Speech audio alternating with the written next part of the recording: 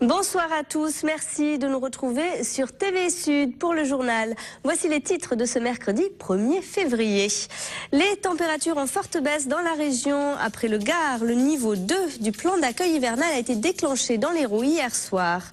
Produire moins cher, mais en France, le MEDEF et les services pénitentiaires de la région incitent à la délocalisation intelligente, c'est-à-dire produire en prison.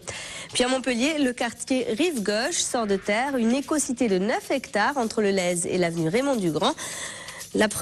Et puis pour terminer, la première étape de l'étoile de Bessèges s'est courue aujourd'hui, la course cycliste qui ouvre la saison Rallye Beaucaire à Alès. Vous l'avez sans doute remarqué, le froid qui s'intensifie sur la région. Météo France a publié cet après-midi un bulletin d'alerte, notamment pour le Gard. Le département est placé en vigilance orange pour grand froid, neige et verglas. Et dès ce soir, 21h jusqu'à vendredi matin, la neige qui est attendue également sur l'est de l'Hérault. Pour en savoir plus sur vos conditions de circulation, contactez le CRICR, le Centre régional d'info sur la circulation routière, au 0800 100 200 à l'appel est gratuit. Surtout, soyez très prudents si vous devez prendre votre voiture. Hier soir, le préfet de l'Hérault a donc déclenché le niveau 2 du plan départemental d'hébergement des personnes sans abri. 278 lits sont disponibles dans les centres d'accueil. Dans le Gard, 213 places sont ouvertes depuis lundi soir, soit 11 de plus qu'en niveau 1. Par ailleurs, 650 nuitées d'hôtels ont été bloquées pour faire face aux urgences. 250 sur la ville de Nîmes et 400 sur le secteur d'Alès. Dans les deux départements, les tournées du SAMU social ont été renforcées et si vous apercevez une personne sans abri, surtout n'hésitez pas le 115 pour alerter le SAMU social.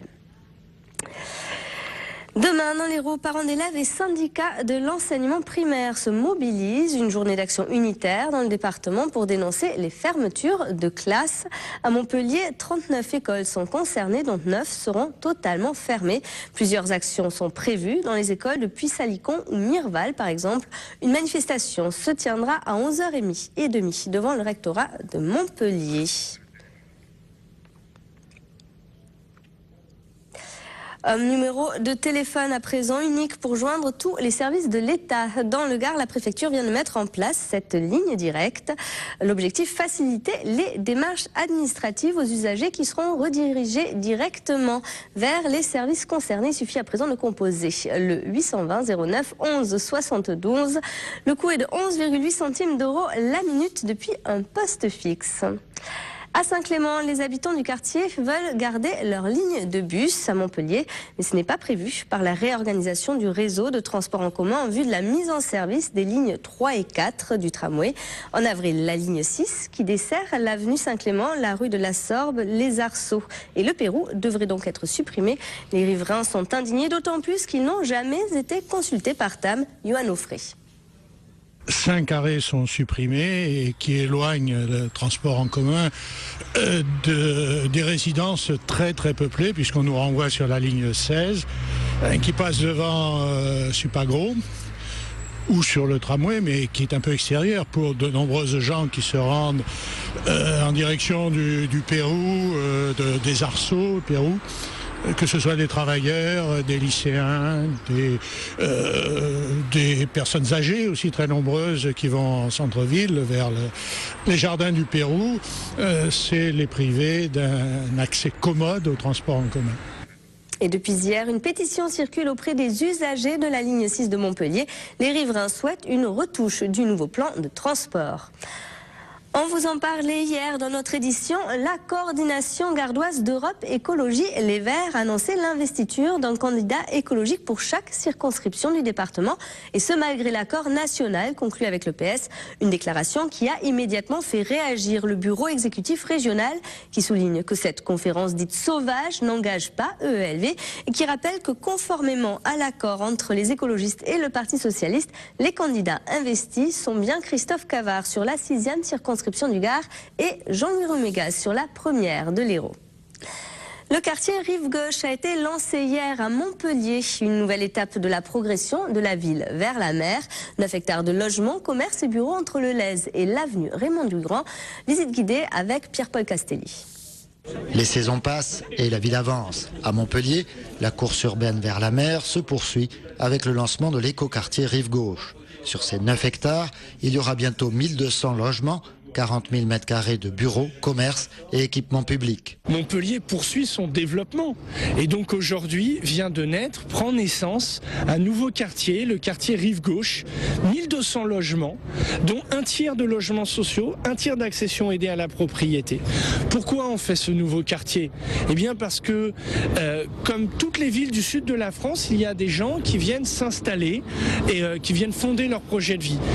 Et donc il faut construire des logements pour pouvoir les accueillir. Si nous ne faisons pas ces logements, eh bien les prix vont continuer à augmenter au point que ça va être très difficile pour les familles. Et pour s'inscrire dans une démarche plus écologique, la ville de Montpellier a fait appel à Pierre Tour, un architecte urbaniste, passé maître dans cet art de l'éco-construction. C'est un écoquartier pour de très nombreuses raisons. D'abord, il s'insère dans tout le tissu urbain de Montpellier avec les lignes de tram, les déplacements doux, les pistes cyclables. Il sera chauffé par une chaufferie urbaine au bois qui sera installée sur la ZAC République, qui va desservir 5000 logements.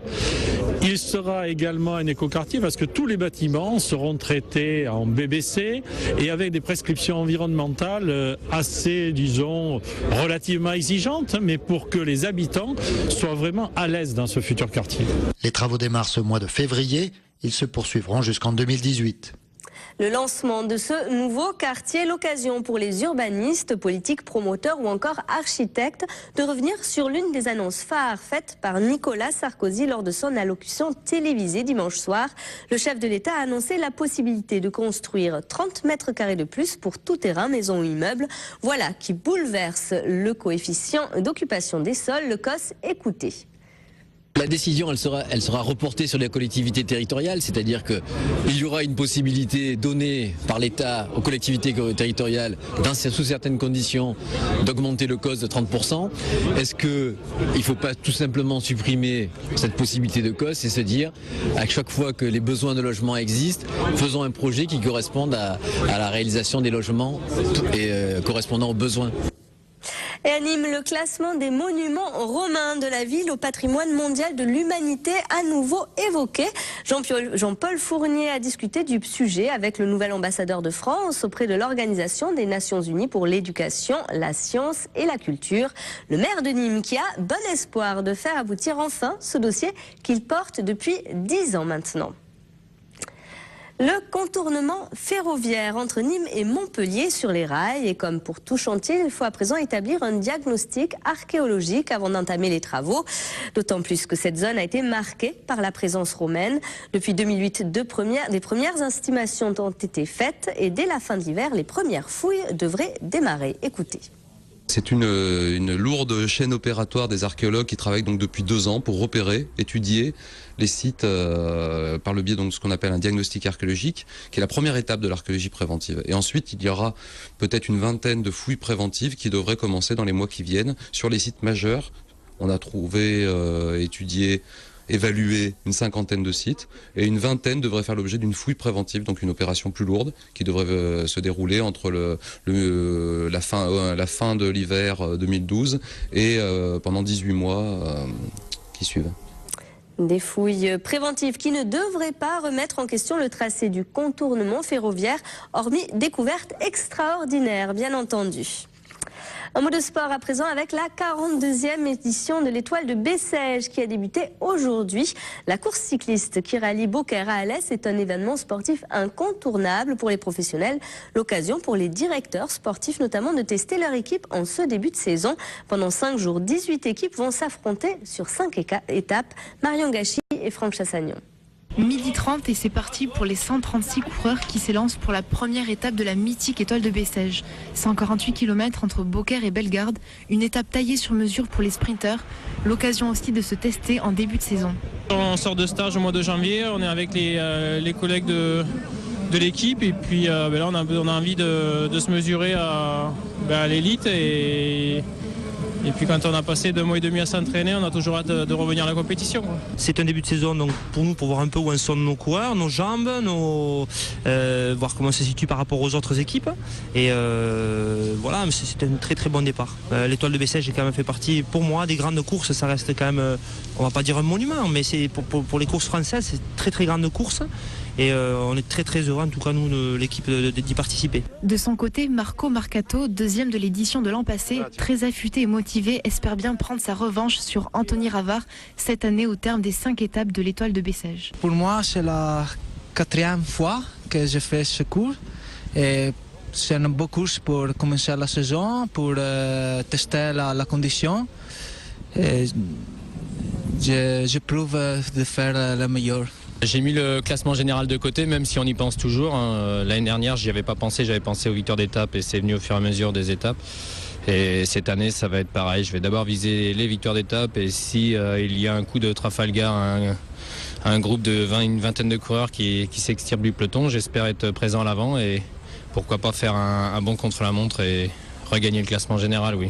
Mais avant d'attaquer le contre-la-montre, la dernière étape de la course, il faudra affronter les éléments climatiques, le froid et surtout le vent. Il faudra être très très vigilant par rapport au vent. Mais le temps, vous savez, il y a du soleil. On va dire qu'en Italie, tout est bloqué à cause de la neige. On a de la neige pas loin d'ici. Il faut être vraiment satisfait de la météo, je pense. On a un bon coin ici. Et si les conditions ont été bonnes aujourd'hui, demain la neige risque de s'inviter sur le parcours. Au programme pour le peloton, 150 km entre Nîmes et Saint-Ambrois. Et la première étape de la course a été remportée cet après-midi par Nasser Bouhanni de la Française des Jeux. 148 km entre Beaucaire et Bellegarde, une épreuve remportée au sprint. On écoute tout de suite sa réaction. On va dire que j'étais vraiment loin déjà au kilomètre.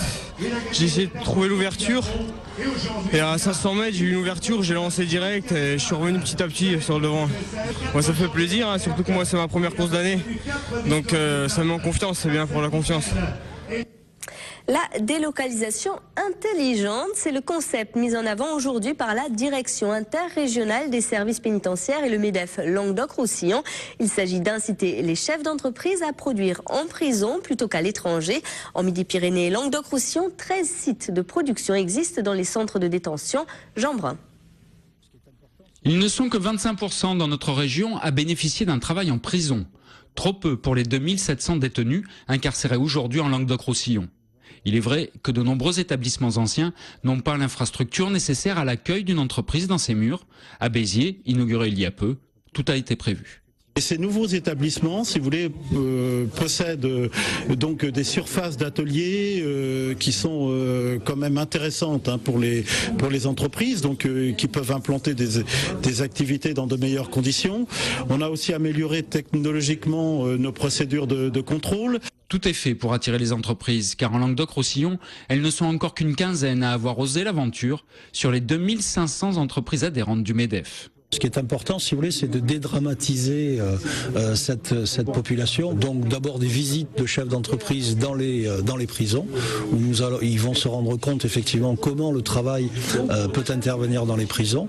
Et deuxièmement, les responsables d'insertion des prisons dans les entreprises pour voir effectivement si des emplois ou des formations sont possibles dans les entreprises. À travers la convention signée entre le MEDEF et l'administration pénitentiaire, c'est la paix sociale des prisons et la réinsertion des détenus qui sont en jeu. Un détenu évidemment occupé, c'est un détenu qui est plus serein, c'est un détenu qui peut assister sa famille, qui peut rembourser les parties civiles et puis qui peut préparer dans de meilleures conditions, en tout cas on l'espère, son retour à la vie libre, fut-il un peu décalé dans le temps. Payés 45% du SMIC, les détenus de nos prisons représentent un enjeu fort pour les entreprises comme pour l'administration pénitentiaire, qui relève que 40% des détenus se laisseraient aller à la récidive lorsqu'ils restent sans travail en prison. Et on termine cette édition avec un mot de tennis à l'Arena de Montpellier pour cette seconde journée de l'Open Sud de France. L'affiche choc, c'était bien sûr le match Richard Gasquet, Nikolai Davydenko et c'est le Français qui s'est imposé ce soir en 2-7, 6-3, 6-4. Sa réaction à la sortie du cours recueillie par Johan Offry. C'est un beau match, gagner 6-3, 6-4 sur Davydenko, sur court couvert comme ça. Même s'il n'est plus numéro 3 mondial, c'est quand même un très bon joueur, donc c'est toujours difficile de le battre. Et surtout que la surface est quand même rapide, donc tu peux vite te faire remonter au score. Le match peut très très vite tourner sur ce genre de cours, donc j'étais content de m'être sorti. La fin du match était difficile, donc je suis content de m'être sorti en 2-7, c'était quand même un beau match pour moi. Et demain, la grosse affiche sur le cours principal de l'Arena de Montpellier, c'est le match Montfils-Recel à suivre dès 19h. C'est la fin de cette édition. Merci de l'avoir suivi. Retour de l'actu demain, dès 12h30 sur TV Sud. Et c'est Pierre-Paul Castelli qui vous présentera les informations. Passez une excellente soirée.